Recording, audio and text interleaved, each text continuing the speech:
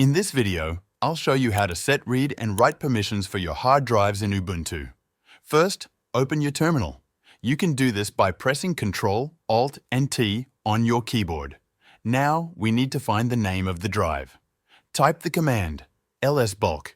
This will show you a list of all connected drives and partitions. Look for your external or second hard drive. It might be listed as something like SDB1 or SDC1. Once you know the name, we'll check where it is mounted.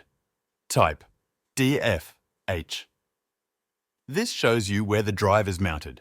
It could be something like /media/your username/drive name. If the drive is not mounted, you need to mount it first. You can do that by creating a folder where it will mount.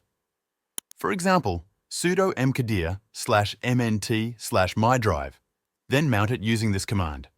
Sudo mount/dev/sdx 1/mnt/mydrive.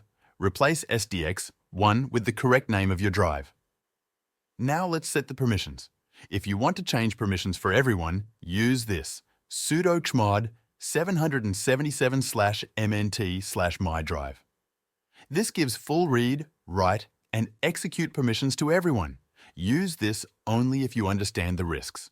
Now your drive should be writable. To make this permanent, you can add the drive to your fstab file. But if you're not comfortable doing that, it's better to mount it manually each time. That's it. You've now set read and write permissions for your hard drive in Ubuntu.